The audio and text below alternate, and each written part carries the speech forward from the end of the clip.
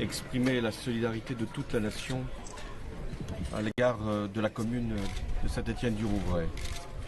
Je suis à côté de son maire, qui a été terriblement éprouvé par le lâche assassinat du prêtre de la paroisse, par 2 terroristes se réclamant de Daesh.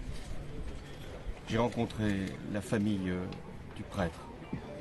J'ai également voulu parler avec les personnes qui avaient été retenues en otage et qui ont exprimé la douleur, le chagrin et aussi la volonté de comprendre ce qui peut se produire. Nous avons voulu, à travers ce déplacement, exprimer aussi notre soutien aux forces de sécurité, policiers, qui sont intervenus dans un délai extrêmement rapide pour éviter encore un bilan beaucoup plus lourd et qui ont sauvé les personnes prises en otage.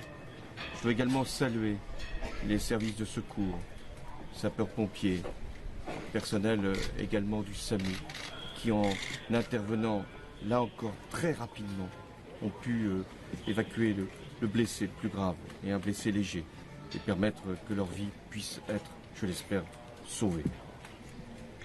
Nous sommes face à une épreuve, une de plus, parce que la menace, elle est très élevée. Et elle reste très élevée. Après tout ce que nous avons vécu ces derniers jours et même ces dernières années. Nous sommes face à un groupe Daesh qui nous a déclaré la guerre. Nous devons mener cette guerre par tous les moyens, dans le respect du droit, ce qui fait que nous sommes une démocratie. Ce que veulent faire ces terroristes, c'est nous diviser. Et aujourd'hui, après la mort de ce prêtre, j'ai, pour tous les catholiques de France, une pensée. Je veux leur exprimer un soutien. Ce soir, je recevrai l'évêque de Normandie qui fera en sorte de parler à la population. Demain, je recevrai tous les cultes parce que nous devons être ensemble. Ce sont les catholiques qui ont été frappés, tous les catholiques. Mais ce sont tous les Français qui se sentent concernés.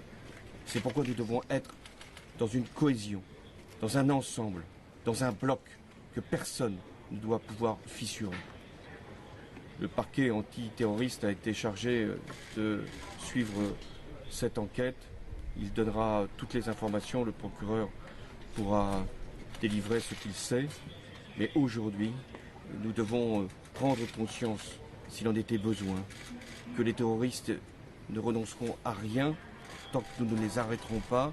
C'est notre volonté, c'est ce que nous faisons inlassablement, c'est tout ce que nous avons pu mettre en œuvre en termes de loi, en termes de moyens, encore récemment à travers le déploiement des forces. Les Français doivent savoir qu'ils sont menacés, ils ne sont pas le seul pays, l'Allemagne l'est aussi, d'autres encore, mais que leur force tient à leur cohésion. Merci. Merci.